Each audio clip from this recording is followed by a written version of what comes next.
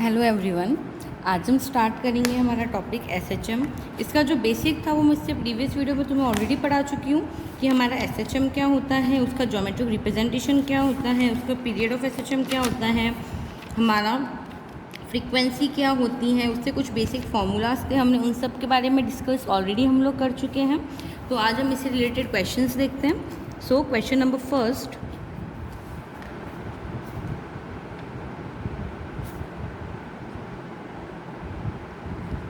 तो क्या है तुम्हारा question number first? That a particle is moving with SHM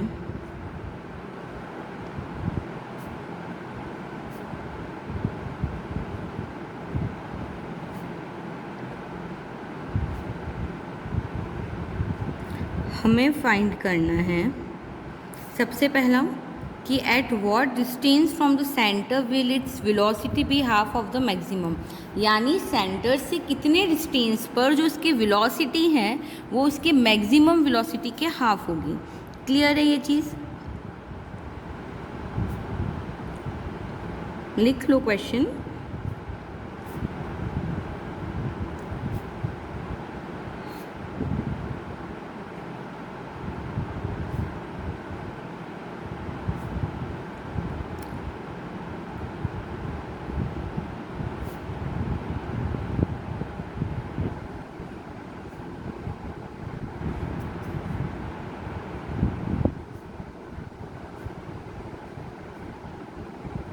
ठीक है, यानी कौन सी डिस्टेंस पे जो वेलोसिटी है सेंटर से वो तुम्हारी क्या हो जाएगी, मैक्सिमम की हाफ। और सेकंड मुझे फाइंड करना है a period to move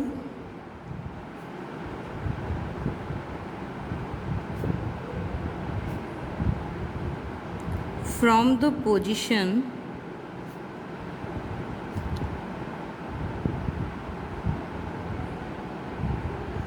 of maximum displacement to one in which the displacement is a half of a amplitude, यानी हमें वो टाइम फाइंड करना है जहाँ पे जो मेरा डिस्प्लेसमेंट है maximum displacement to displacement half of its amplitude. Clear है यहाँ तक?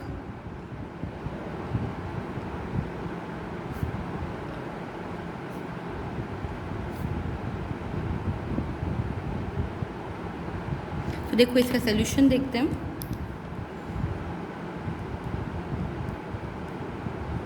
क्या है? ए मान लो द एम्पलीट्यूड और म्यू मान लो द इंटेंसिटी ऑफ एसएचएम।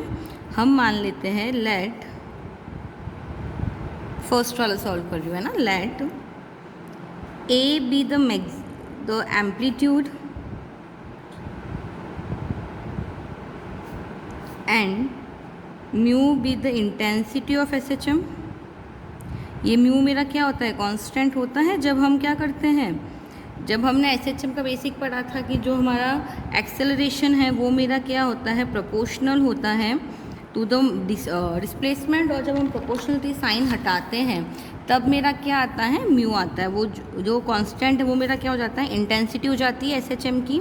तो देखो हमने फॉर्मूला पढ़ा था वेलोसिटी का, है ना, एक्स डिस्टेंस से फ्रॉम सेंटर, यानी then the velocity at x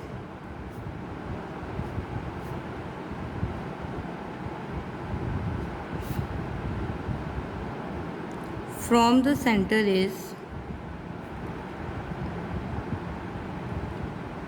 तो देखो इसका हमने फॉर्मूला क्या डिराइव किया था, V square equal to mu A square minus X square.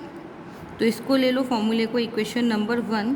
अच्छा, मैंने मैक्सिमम वेलोसिटी भी बताई थी तुम्हें कि मैक्सिमम वेलोसिटी मेरा कब होता है, जब मेरा x इक्वल टू क्या हो जाएगा, 0 हो जाएगा, तभी तो मेरी वेलोसिटी मैक्सिमम रहेगी। यानी मैक्सिमम v मेरा क्या हो जाएगा, जब अंडर रूट u और a रहेगा, यानी x इक्वल टू 0 पे मेरा जो वेलोसिटी है वो मैक्सिमम रहता है। अब देखो क्वेश्चन के अकॉर्डिंग क्या है कि velocity of a particle x1 distance पे क्या है, सेंटर की वेलोसिटी से हाफ है। ठीक है, यानी जो मैक्सिमम वेलोसिटी है जो हमारी सेंटर पे रहती है उसका हाफ है। तो देखो हमारा फॉर्मूला क्या बन जाएगा, स्टेटमेंट लिख लेते हैं. Suppose the velocity of a particle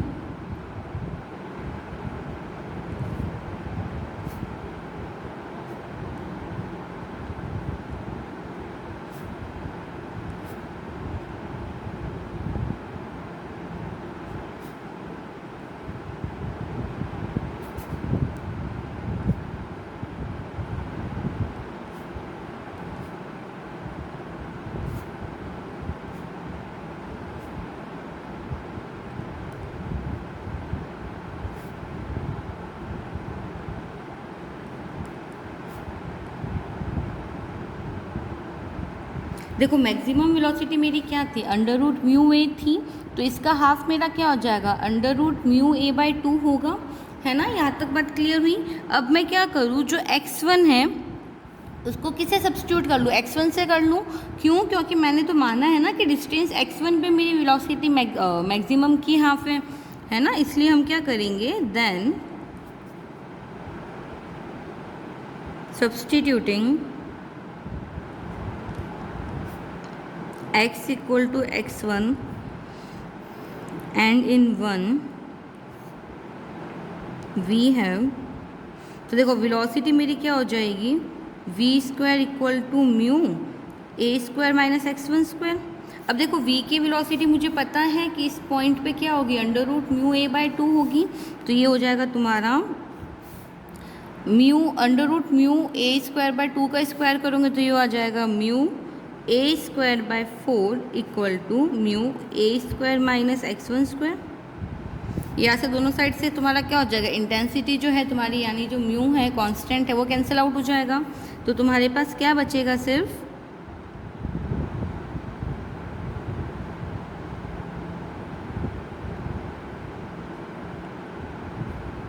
ये हो जाएगा तुम्हारा x1 square equal to A square by 4 minus A square यानी 3/4 ए स्क्वायर. तो यहाँ से तुम्हें देखो x1 क्या मिल जाएगा, ये मिल जाएगा तुम्हें plus minus under root 3a/2. ये तुम्हें क्या हो गया, x1 की वैल्यू मिल गई. यानी velocity of particle at a distance, इस डिस्टेंस पे यानी अंडर रूट 3a/2 डिस्टेंस पे तुम्हारा जो क्या होगा, वेलोसिटी होगी वो मैक्सिमम की हाफ हो जाएगी. क्लियर है यहाँ तक. जैसे अगर ये तुम्हारा एक SHM कर रहा है पार्टिकल, तो ये तुम्हारा सेंटर है, ठीक है. तो देखो इस सेंटर से अंडर रूट 3a/2 डिस्टेंस मैंने माना यहाँ पर है, तो इस पॉइंट पे जो तुम्हारी वेलोसिटी है वो मैक्सिमम वेलोसिटी की 1/2 होगी. और यही हमें क्वेश्चन के अकॉर्डिंग फाइंड करना था, तो लिख लूँ.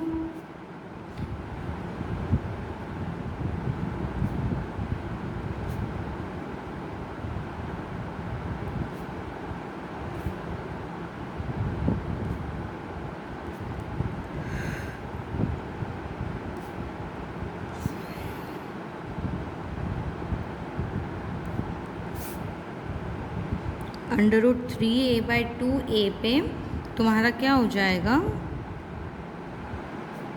वेलोसिटी जो है वो तुम्हारी मैक्सिमम की हाफ हो जाएगी.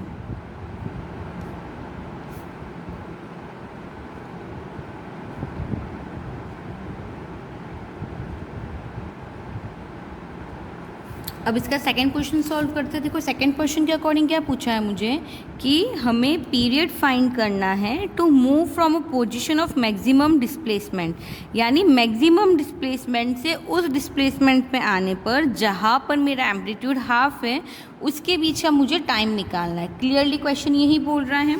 तो हम क्या करें, देखो सबसे पहले तो हमें टाइम पीरियड का फॉर्मूला ऑलरेडी पता है, ठीक है. We know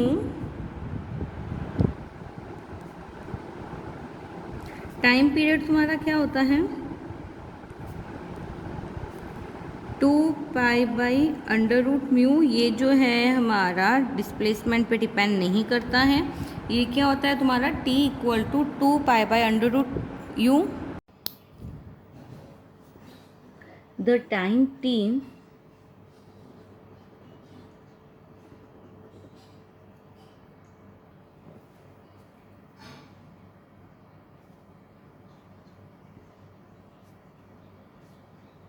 from the point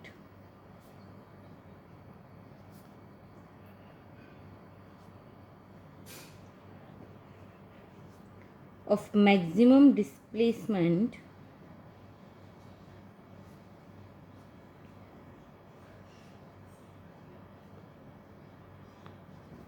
to the point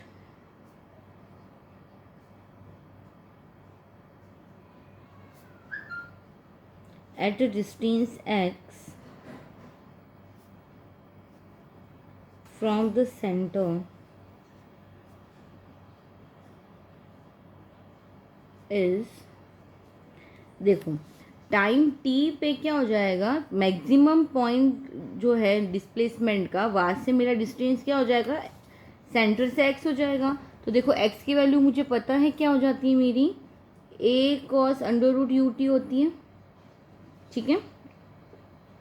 और इसके लिए देखो मेरा टाइम क्या हो जाएगा, फिर टाइम के लिए मुझे देखो क्या चाहिए, अंडर रूट म्यू चाहिए। अंडर रूट म्यू यहाँ से निकाल सकती हूँ, तो ये हो जाएगा X upon A equal to cos under root mu T.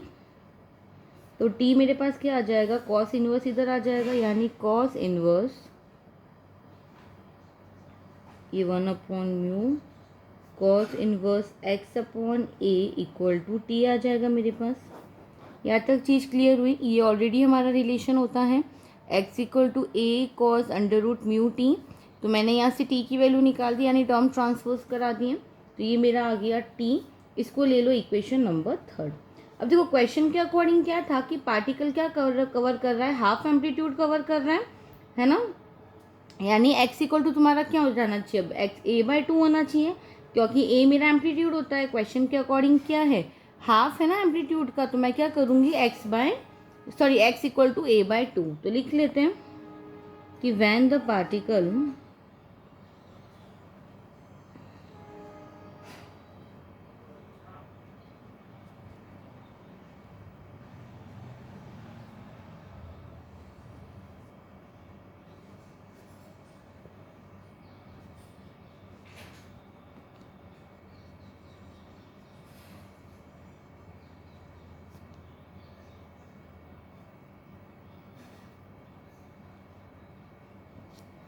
तो इस पॉइंट पे मेरा टाइम क्या मान लूँ मैं, t2 मान लूँ। यानी if t2 is the time to this point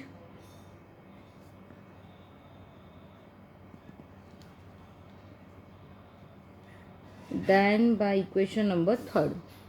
यानी इस पॉइंट पे तुम्हारा टाइम क्या है, t2 है, और x इक्वल टू क्या है, a/2। तो देखो तुम्हारा t क्या हो जाएगा, t2 इक्वल टू हो जाएगा हमारा 1/√μ कॉस इनवर्स। अब देखो x की जगह पे क्या लिखना है मुझे, a/2 लिखना है। यानी a/2/a, इसको मैं क्या लिख सकती हूँ, a से a तो कैंसिल आउट हो जाएगा, यानी 1/√μ कॉस इनवर्स 1/2। क्लियर है यहाँ तक। अब हम क्या कर सकते हैं, कॉस इनवर्स 1/2 की वैल्यू भी तो रख सकते हैं। तो ये मेरा हो जाएगा π/3√μ। यहाँ तक चीज़ क्लियर हुई। अब इसको ले लो इक्वेशन नंबर 4, ठीक है। अब देखो हमें क्या पता है इक्वेशन नंबर 2 से, है ना, बाय इक्वेशन नंबर 2 जो हमने निकाली थी, टी वाला फॉर्मूला लगाया था हमने टाइम पीरियड का, है ना, 2π/√μ, है ना।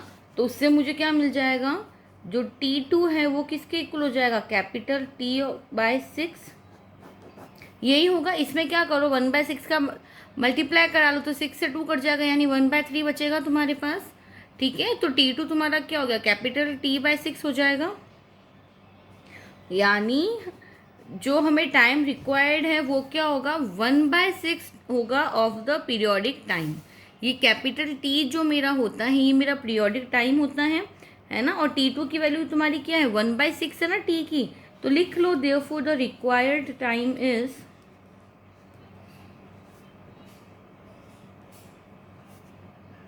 1/6 टाइम ऑफ पीरियोडिक टाइम। जो कि तुम्हारा है कैपिटल टी। नेक्स्ट क्वेश्चन देखते हैं। Question number second, show that if the displacement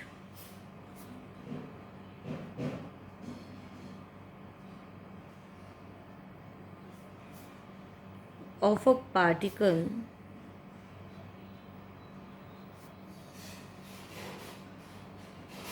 moving in a straight line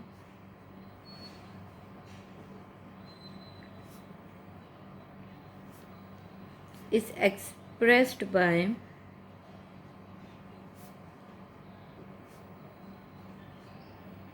the equation x equal to a cos n t plus b sin n t, है ना। ये तुम्हारा क्या है, displacement का equation हो गया, x equal to a sin N a cos N T plus b sin N T, है ना। और ये बता रहा है कि ये क्या कर रहा है, एक SHM डिस्क्राइब कर रहा है। ये चीज़ तो क्वेश्चन में ऑलरेडी हमें गिवन है, ठीक है। हमें ये बताना है कि अच्छा सॉरी, हमें ये बताना है कि डिस्प्लेसमेंट तुम्हारा x equal to a cos N T plus b sin N T होगा, ठीक है। और गिवन है मुझे एम्पलीट्यूड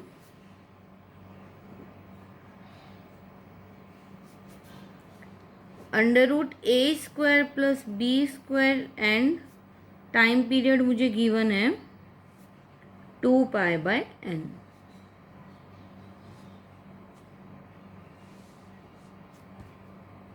चलो क्वेश्चन क्या बोल रहा है कि show that if the displacement of a particle moving in a straight line is expressed by x equal to a cos nt plus b sin nt, it describe SHM whose amplitude and period ये है।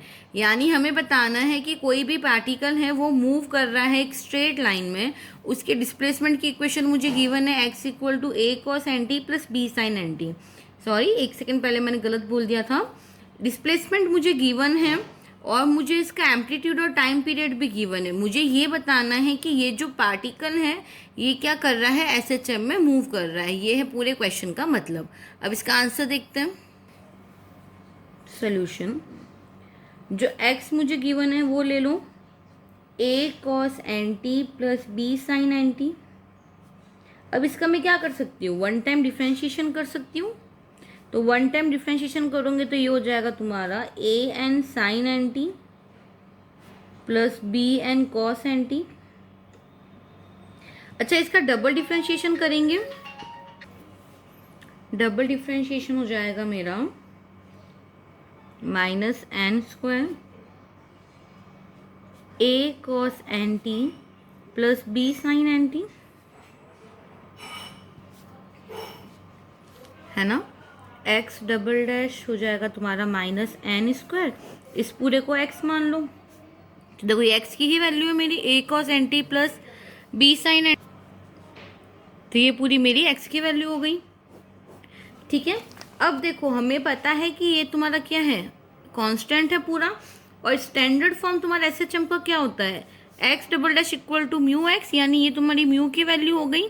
तो ये क्या कर रहा है, मेरा एक SHM रिप्रेजेंट कर रहा है। पहला एविडेंस तो मेरा यही हो गया कि which is of the form of the standard equation of SHM।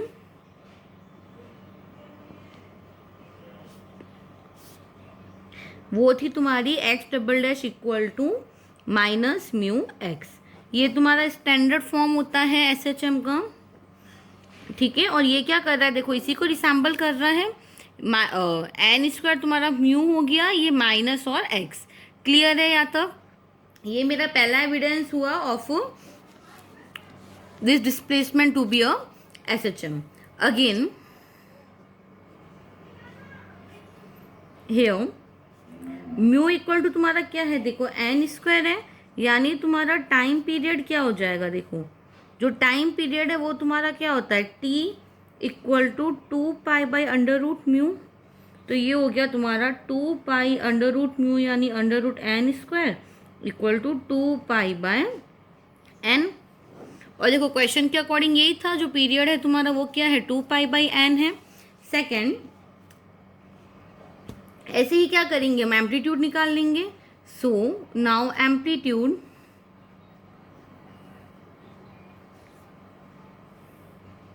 is the value of x for which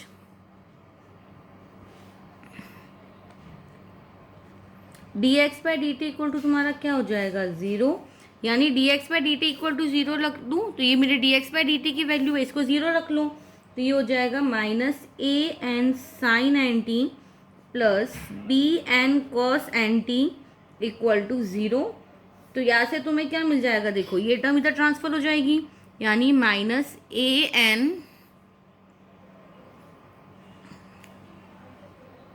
sin nt equal to -bn cos nt। n से n कट हो जाएगा, साइन अपॉन कॉस तुम्हारा क्या हो जाएगा tan theta, यानी tan nt equal to b/a। Minus से minus भी कैंसिल आउट हो जाएगा। यहाँ तक चीज़ क्लियर है। यहाँ से हम क्या कर सकते हैं, cos nt और sin nt की वैल्यू निकाल सकते हैं। तो जो तुम्हारा cos nt है उसकी वैल्यू क्या हो जाएगी a/√a² प्लस b², और जो तुम्हारी sin nt है उसकी वैल्यू क्या हो जाएगी b/√a² प्लस b²। अब इन दोनों की ही वैल्यू में क्या करूँ, इक्वेशन नंबर 1 में पुट कर लूँ तो मेरा रिक्वायर्ड एम्पलीट्यूड देखो क्या हो जाएगा, रिक्वायर्ड एम्पलीट्यूड ये हो जाएगा a/a² plus b² plus b.b/√a² plus b²। तो ये हो जाएगा देखो a² प्लस b² और b², यानी इसमें तुम एलसीएम ले लो तो ये हो जाएगा a² प्लस b² और a² प्लस b²। अब मैं क्या करूँ, इसमें रेशनलाइजेशन करा दूँ दोनों साइड। तो रेशनलाइजेशन कराऊंगी तो तुम्हारा देखो आंसर क्या बचेगा, सिर्फ √a² प्लस b²। और यही मुझे देखो दिया हुआ था क्वेश्चन में कि जो इसका एम्पलीट्यूड है वो मेरा क्या है √a² plus b²। So I hope ये क्वेश्चन सभी को समझ में आ गया होगा। इसके जो बचे हुए क्वेश्चन है वो मैं इसके नेक्स्ट पार्ट में कराऊंगी। Thank you so much.